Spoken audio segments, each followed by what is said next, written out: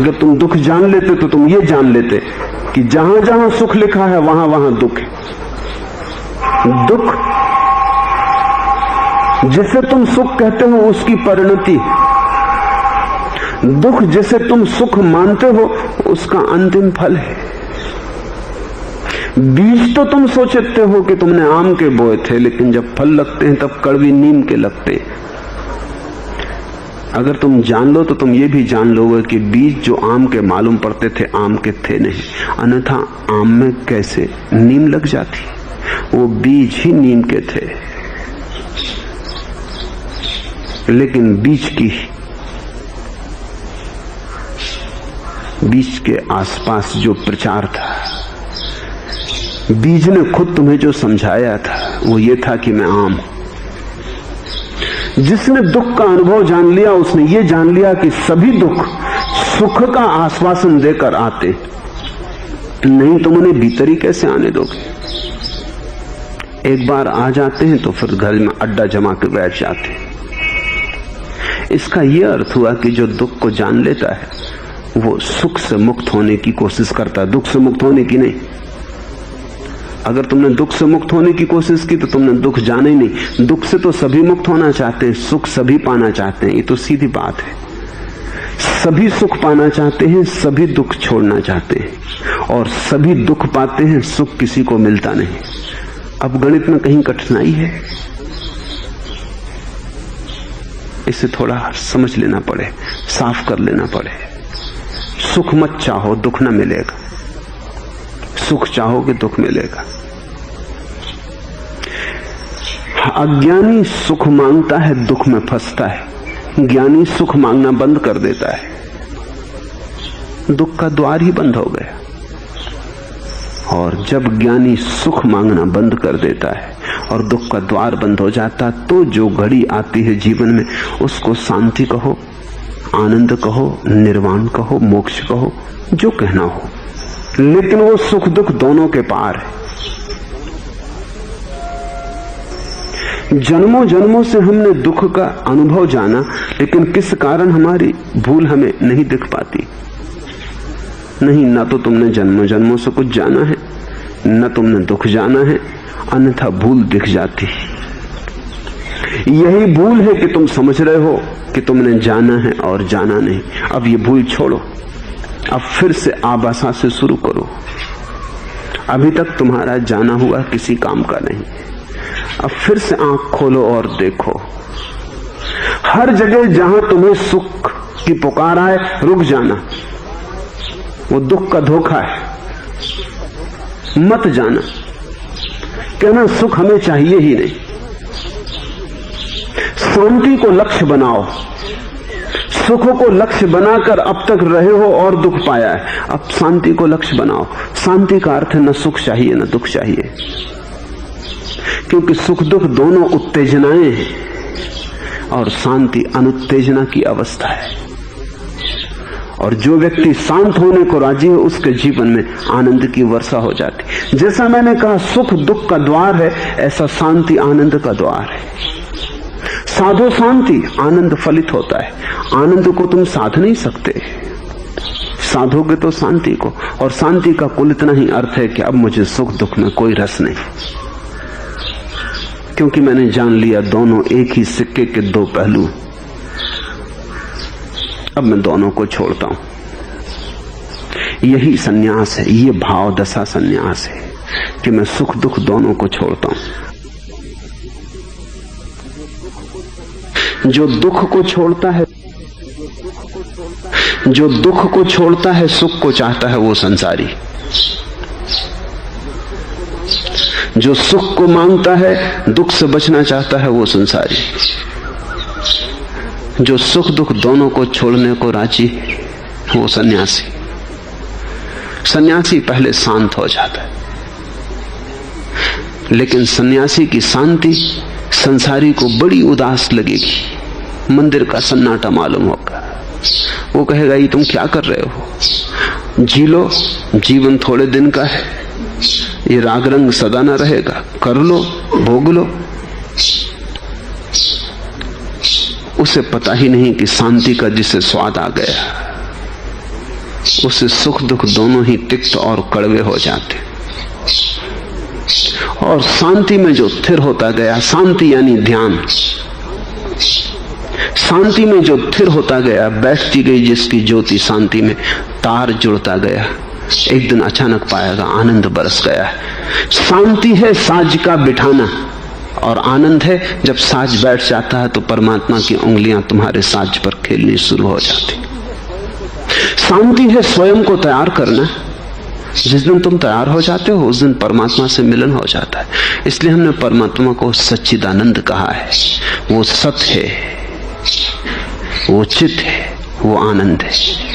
उसकी गहनतम आंतरिक अवस्था आनंद है।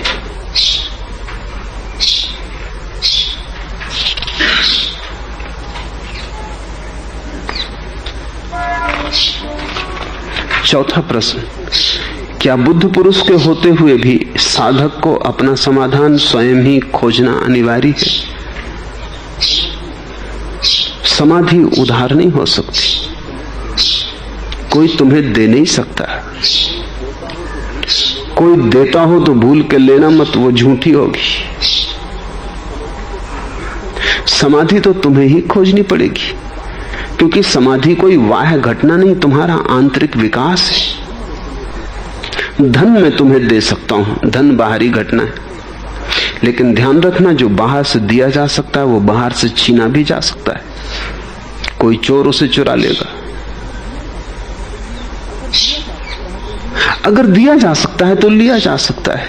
वो समाधि ही क्या जो ली जा सके? चोर चुरा लें, डाकू लूट लें, इनकम टैक्स का दफ्तर उसमें कटौती कर ले, वो समाधि क्या? समाधि तो वो है जो तुमसे ली ना जा सके। समाधि तो वो है कि तुम्हें मार भी डाला जाए तो भी समाधि को ना मारा जा सके। तुम कट जाओ, समाधि ना कटे। तुम जल जाओ, समाधि ना जले। तुम्हारी मृत्यु भी समाधि की मृत्यु ना बने तभी समाधि, नहीं तो क्या खाक समाधान हुआ?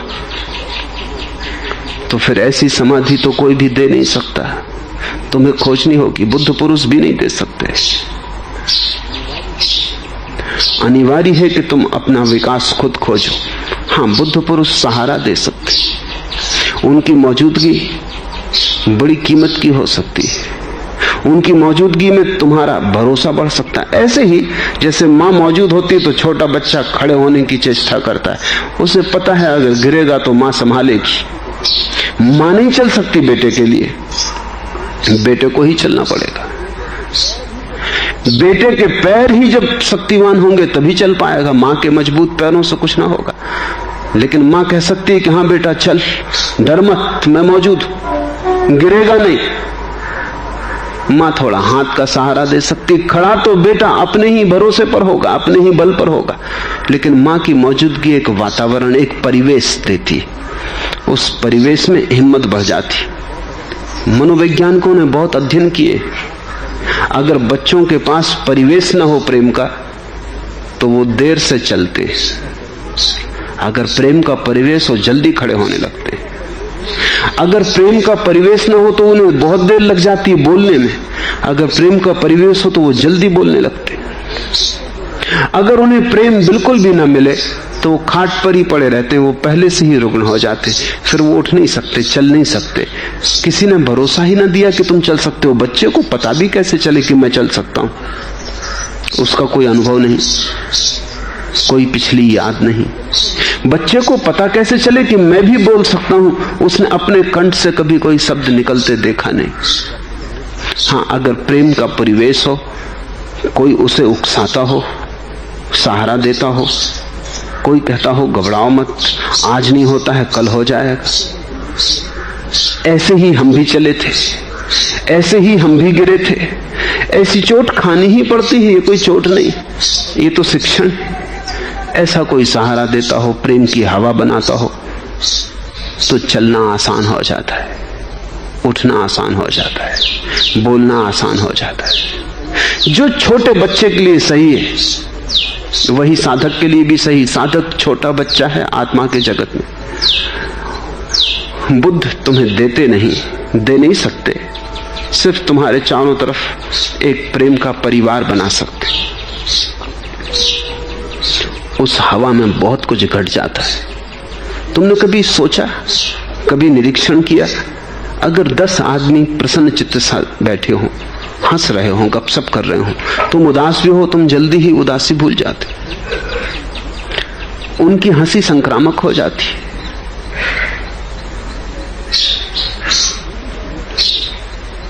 वो तुम्हें छू लेती, तुम भूल ही जाते हो कि तुम उदास आए थे।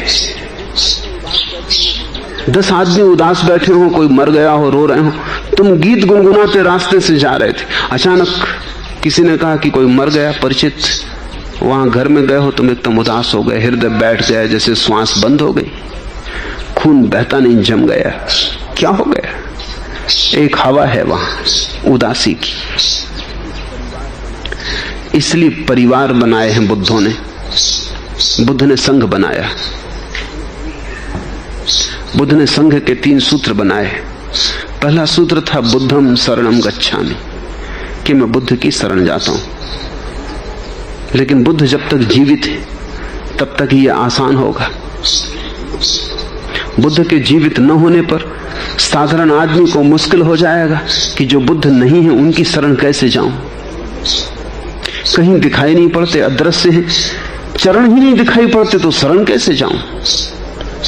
तो बुद्ध ने दूसरा सूत्र बनाया धम्मम शरणम गच्छामि। अगर बुद्ध ना हो तो धर्म की शरण जाना। लेकिन धर्म भी बड़ी वायवी बात है, हवाई बात है। धर्म यानी नियम जिससे जगत चल रहा है, लेकिन वो दिखाई नहीं पड़ता। तो बुद्ध ने फिर तीसरा सूत्र बनाया संघम शरणम गच्छामि। संघ का अर्थ है भिक्षुओं का संघ, परिवार। बुद्ध सर्वाधिक सूक्ष्म बात है। बुद्धत्व का अर्थ है धर्म को उपलब्ध, जागकर उपलब्ध हुआ व्यक्ति।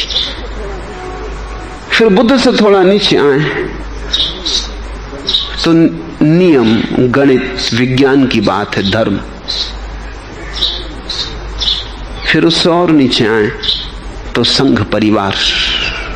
मुझसे लोग पूछते हैं कि आप हजारों लोगों को संन्यास दे रहे हैं, क्या मतलब, क्या प्रयोजन, क्या आपका कोई इरादा है समाज को, दुनिया को बदलने का?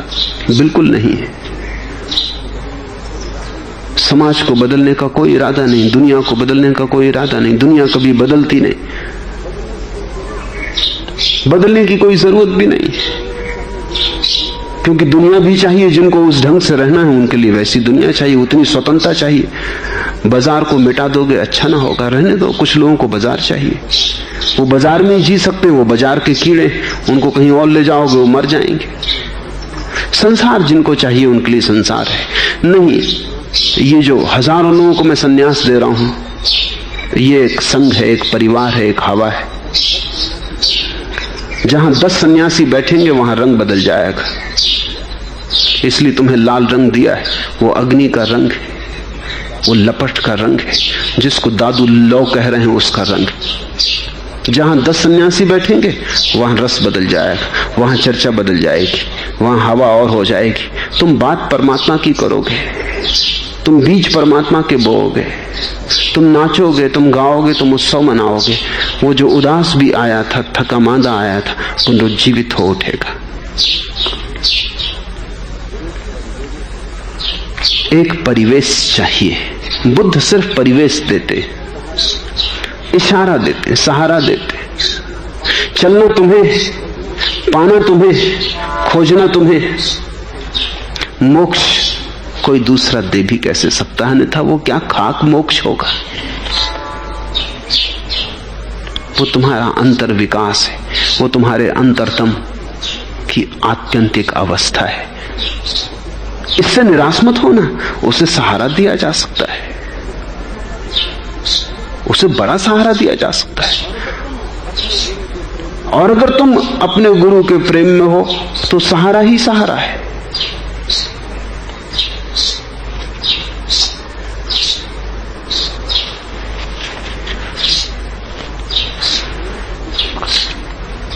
पांचवा प्रश्न, ध्यान करते समय एक ओर शांति और आनंद का अनुभव होता है तो दूसरी ओर विचार की एक हल्की धारा भी चलती रहती।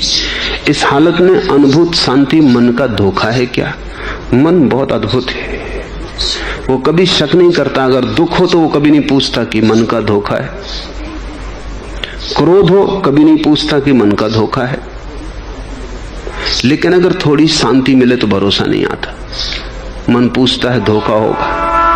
तुम्हें और शांति मिल सकती है? असंभव।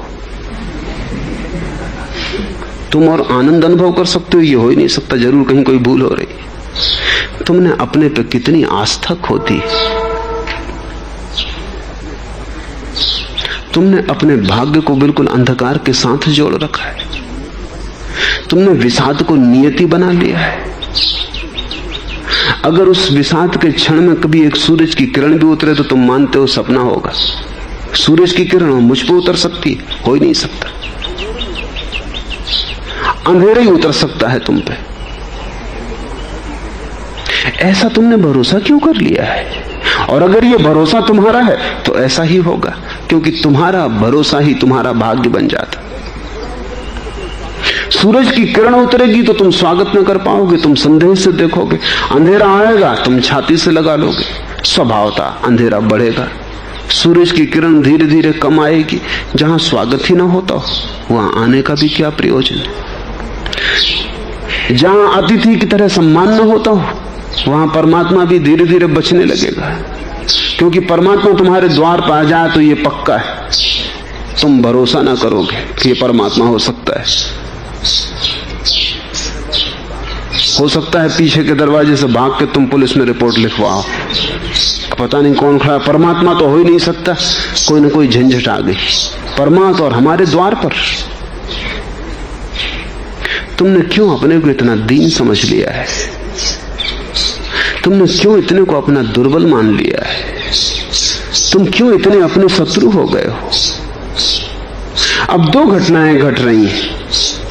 मन में शांति आ रही है, ध्यान में आनंद की थोड़ी सी पुलक आ रही, पास ही थोड़े से मन की तरंगें चल रही हैं, विचार चल रहे हैं। दो घटनाएं घट रही, लेकिन पूछने वाला ये नहीं पूछता कि ये जो मन की तरंगें चल रही हैं ये कहीं धोखा तो नहीं है। नहीं, वो पूछता है कि जो शांति मालूम हो रही ये कहीं धोखा तो नहीं। जिसको तुम धोखा समझोगे वो मिट जाएगा, जिसको तुम सत्य समझोगे वो हो जाएगा। विचार वस्तुएं बन जाते हैं, भाव दशाएं स्थितियां हो जाती। जिसने जैसा माना वैसा हो जाता है। बुद्ध का बड़ा प्रसिद्ध वचन है धम्मपद में कि तुमने जो सोचा तुम वही हो जाओगे। तुम आज जो हो वो तुम्हारे बीते कल के सोचने का परिणाम है। आज तुम जो सोचोगे वो तुम कल हो जाओगे। सोचना तो बीज बोना है, फिर तुम रोते हो जब फल काटते हो। चलने दो विचारों की तरंगों को, तुम अपने ध्यान को शांति पर लगाओ और अहोभाव से भरो, और तुम धन्यवाद दो परमात्मा को कि इतनी शांति मिली।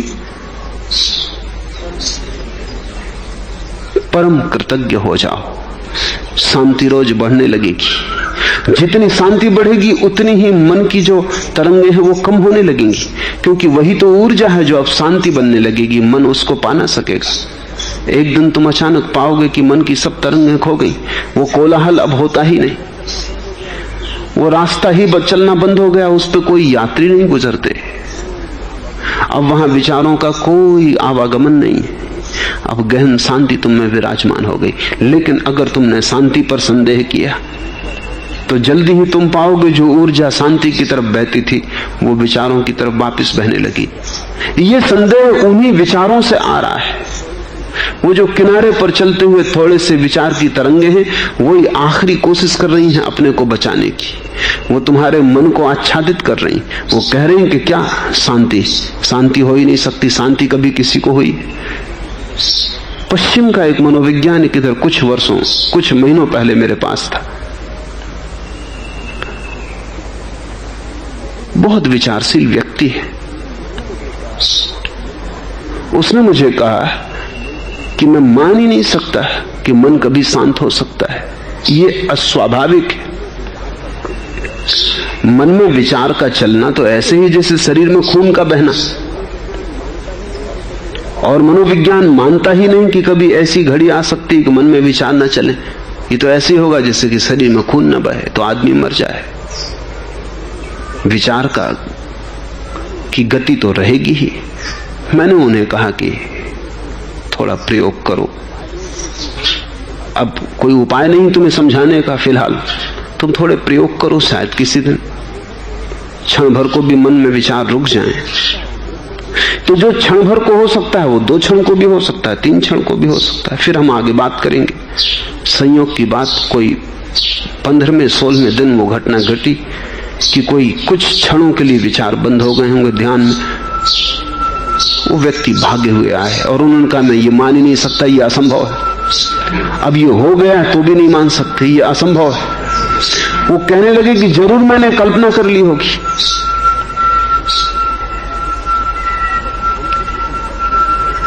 पर शांति की तुम कल्पना भी कैसे कर सकते हो अगर तुम शांति को जानो ना? कल्पना भी उसकी हो सकती है जिसको तुमने जाना हो। तुम ऐसी कोई कल्पना कर सकते हो जो बिल्कुल ही अपरिचित, अनजान, अज्ञात की हो? असंभव। हाँ, तुम ऐसी कल्पना कर सकते हो जिसमें ज्ञात के कुछ खंड जोड़ लिए हों। जैसे कि तुम एक ऐसा घोड़े की कल्पना कर सकते हो जो सोने का है और आकाश में उड़ता है। इसमें कोई अड़चन नहीं, क्योंकि उड़ने वाले पक्षी तुमने देखे, सोने का सामान तुमने देखा, घोड़ों को तुम जानते हो, तीनों को तुमने जोड़ दिया। लेकिन क्या तुम ऐसी कोई कल्पना कर सकते हो जो तुमने जानी ही नहीं? मैंने उन मित्र को कहा कि तुमने शांति पहले कभी जानी है? उन्होंने कहा कि नहीं, पहली दफा जानी, मगर ऐसा लगता मन की कल्पना। जिसको तुमने कभी जाना नहीं तुम उसे कैसे कल्पना करोगे? कल्पना का तो अर्थ ही होता है जाने हुए की पुनरुक्ति। हाँ, जाने हुए को थोड़ा सुधार सकते हो, संभाल सकते हो, सजा सकते हो, लेकिन अनजाने की कोई कल्पना नहीं हो सकती। हाँ, परमात्मा की तुम कल्पना कर सकते हो क्योंकि मंदिर में तस्वीरें लटकी हैं, मूर्तियां रखी, लेकिन शांति की तुमने कहीं कोई तस्वीर देखी? शांति की कहीं कोई मूर्ति देखी? शांति तो भाव है, उसे तो कहीं भी कोई चित्रित करने का उपाय नहीं। मैंने उनसे कहा कि चलो कल्पना ही सही, बुरी तो नहीं है। उनका ना बुरी तो नहीं, आनंद तो बहुत आया, लेकिन शक होता है, ये हो नहीं सकता। कुछ दिन और चलाओ, थोड़ा और अनुभव करो। तुम्हारा मन जो दुख पर कभी संदेह नहीं करता, अशांति को बिल्कुल स्वीकार करता है, वो शांति पर संदेह करता है। मन तुम्हारा शत्रु है। ऐसी जब घड़ी आए तो तुम मन की सुनना ही मत। तुम मन से ये कह देना कि कल्पना ही सही, लेकिन तेरे सत्यों से ये कल्पना बेहतर। तेरा सत्य है दुख, चिंता, विषाद, तेरा सत्य है अशांति, तनाव, संताप। तेरे सत्यों से ये कल्पना बेहतर है शांति की, संतोष की, एक गहन आनंद की। कल्पना में ही रहेंगे। तेरे सत्यों से छुटकारा चाहिए।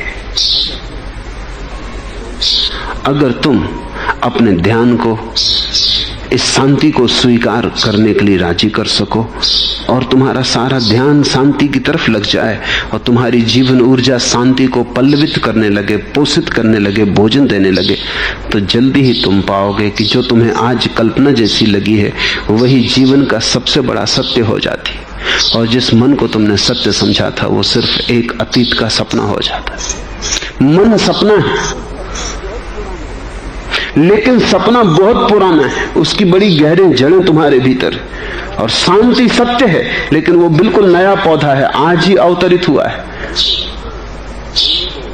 बल दो उसे, भूमि दो उसे, जल दो उसे, पोषण दो, ताकि वो बड़ा हो सके। अगर आज ही तुमने मन से उसे लड़ाया तो मन बहुत पुराना है, बहुत मजबूत है, स्वभावतः लड़ने में ज्यादा समर्थ है, उसकी जड़ें बहुत मजबूत है। मन को कह दो कि तू अपना संभाल, हमें थोड़ी कल्पना का आनंद लेने दे। जल्दी ही तुम पाओगे वो बड़ा वृक्ष मन का गिरने लगा, सूखने लगा। वो तुम्हारे सहारे से जीता है, तुम्हारी ही ऊर्जा के शोषण से जीता है। अगर तुम्हारी ऊर्जा शांति के पौधे पर लगने लगी, उपेक्षित मन का पौधा अपने आप सूख जाएगा। और जिस दिन मन का पौधा सूख के गिर जाता है, उस दिन तुम अचानक पाते हो जहां स्वर्ग था वहां मन के कारण तुमने नरक बना रखा था।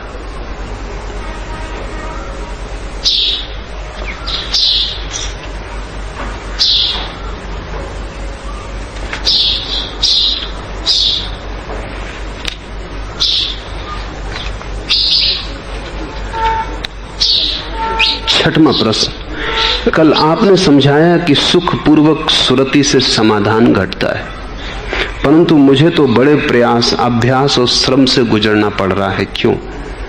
साधक को बहुत प्रयास, श्रम और तपस्या से कब तक और क्यों गुजरना पड़ता है?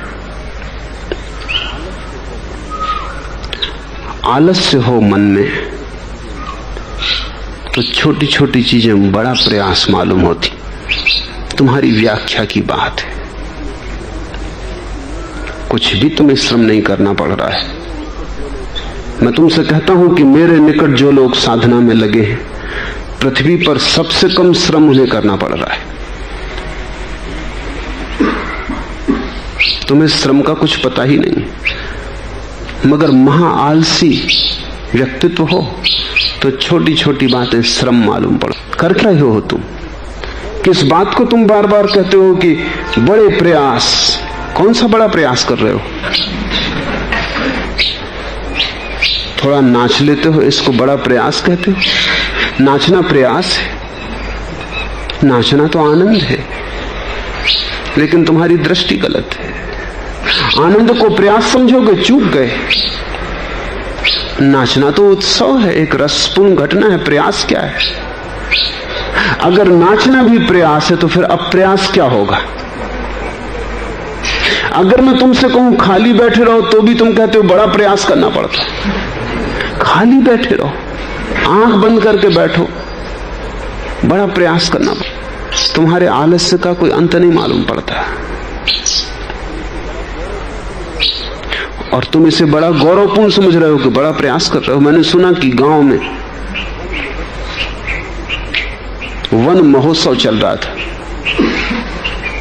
और एक बड़े नेता ने व्याख्यान दिया और लोगों को समझाया कि वृक्षों को बचाना चाहिए, रक्षा करनी चाहिए, वृक्ष जीवन है, उनके बिना पृथ्वी उजाड़ हो जाएगी। और फिर उसने कहा कि जहां तक मैं जानता हूं यहां जो लोग भी मौजूद हैं, इनमें से किसी ने भी कभी अपने जीवन में किसी वृक्ष की कोई रक्षा नहीं की। कोई नहीं उठा, लेकिन मुल्ला नसरुद्दीन बड़े गौरव से खड़ा हो गया। उसने कहा कि आप गलत कहते हैं, एक बार मैं भी होता है, उसको मैंने